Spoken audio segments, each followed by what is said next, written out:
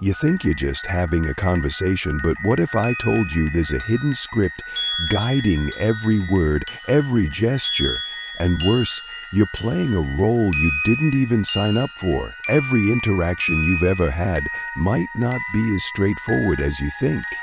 Welcome to the fascinating world of psychological games people play. Welcome back to Infinite Horizons, where we uncover the hidden mysteries of the mind, motivation, and human behavior. Today, we're exploring one of the most intriguing and eye-opening psychological concepts, Eric Berne's Games People Play. This book reveals why people play subtle, often manipulative games in relationships, and how these patterns impact everything from friendships to marriages, even workplace dynamics. By the end of this video, you'll have the tools to recognize these hidden games in your own life, and more importantly, you'll learn how to stop playing them. Stick around, because this knowledge could transform your relationships forever. First, let's talk about transactional analysis, the foundation of Eric Berne's work. Transactional analysis breaks human communication into three ego states: the parent, the adult, and the child. Here's how they work. The parent state is like a mental recording of the authority figures from your childhood, your parents, teachers, or even societal norms. When you're in this state, you may act critical, nurturing, or instructive. Think of the tone you use when scolding someone. Why didn't you think this through? That's the parent voice at work. The child state reflects your younger self. It's emotional, impulsive, and focused on immediate needs. It can be playful or rebellious. For instance, when you snap back with, "Why do you always criticize me?" you're reacting from the child. The adult? The adult state is your rational, logical self. It's like a computer that evaluates the present moment objectively. If you respond calmly, saying, "Let's figure out a solution," you're in the adult state. Now, the magic, or the chaos, of human relationships happens when these states interact. For example, if someone speaks to you as a parent and you react as a child, the interaction becomes predictable. But what happens when these roles clash? That's where games come into play. Now, let's get to the heart of Berne's work, the concept of games. A psychological game isn't about fun or entertainment. It's a series of repeated interactions with hidden motives. These games often have a predictable outcome, and they fulfill unconscious emotional needs, even if they cause conflict or pain. Let's break this down with a simple example. The game, "Why don't you?" Yes, but. This is one of the most common games people play. Imagine a scenario. Person A says, "I'm struggling with this problem." Person B responds, "Why don't you try X?" Person A immediately says, "Yes, but that won't work because..." This pattern continues until person B feels frustrated and person A feels validated in their belief that their problem is unsolvable. What's really happening here? Person A isn't seeking a solution. They're seeking attention and reinforcement for their sense of helplessness. And person B unknowingly falls into the trap.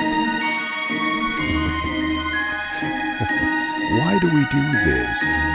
Because these games give us something we subconsciously crave, whether it's attention, validation, or an excuse to avoid responsibility. Let's dig deeper into the why. According to Berne, Games are rooted in what he calls strokes. A stroke is a unit of recognition. It's any form of acknowledgement we receive from others.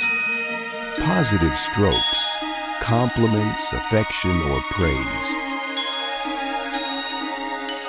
Negative strokes, criticism, arguments, or even blame.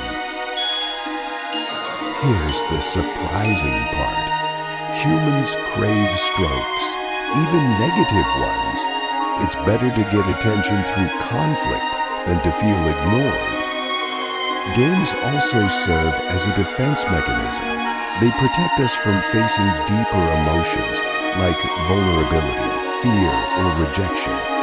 For example, if you play the game, "See What You Made Me Do," you're shifting blame to avoid taking responsibility for your actions. This might feel satisfying in the moment, but it damages relationships over time. Now, let's explore some of the most common psychological games people play. Ain't It Awful? This is the complaining game. In this scenario, the player vents about their problems, but resists any solutions. The hidden motive? They want to feel validated in their suffering. If it weren't for you. In this game, the player blames their lack of success or happiness on someone else. For example, if it weren't for my spouse, I'd have achieved my dreams. The hidden motive? Avoiding accountability. Now I've got you, you son of a...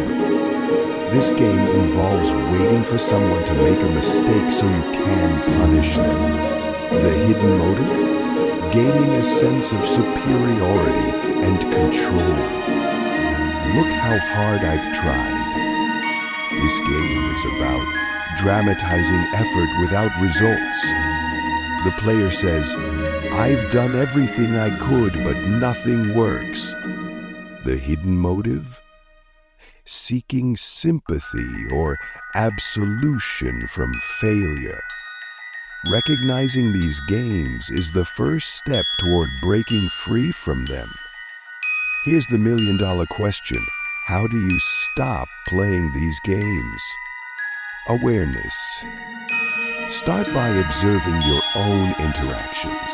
Ask yourself, am I acting as the parent, adult, or child? What am I really seeking in this conversation? Shift to the adult state. Practice responding from the adult ego state. Be logical, calm, and focused on the present moment rather than past grievances or emotional triggers. Communicate openly.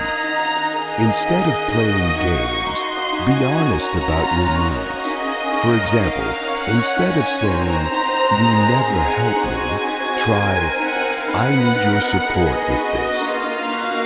Break the cycle. If someone else is playing a game, don't engage. Respond in a way that disrupts the pattern. For instance, if someone says, "Why don't you?" Yes, but. You can say, "It sounds like you've already decided what won't work. What do you think the solution is?" You see, psychological games aren't just about manipulation. They're about unspoken needs and unresolved emotions. Once you learn to recognize these patterns, you can choose to step out of the game and create healthier, more authentic relationships. But here's the thing. Not all games are this obvious. Some are so subtle they can sabotage your success without you even realizing it. In our next video, we'll uncover the most dangerous games people play and how to protect yourself from them. Curious? Hit subscribe and join me as we continue decoding the hidden rules of human behavior. If this video made you reflect on your interactions, give it a thumbs up and share it with someone who needs to hear this. Let me know in the comments, what's one game you've noticed in your relationships? Until next time, stay curious, stay conscious, and keep growing.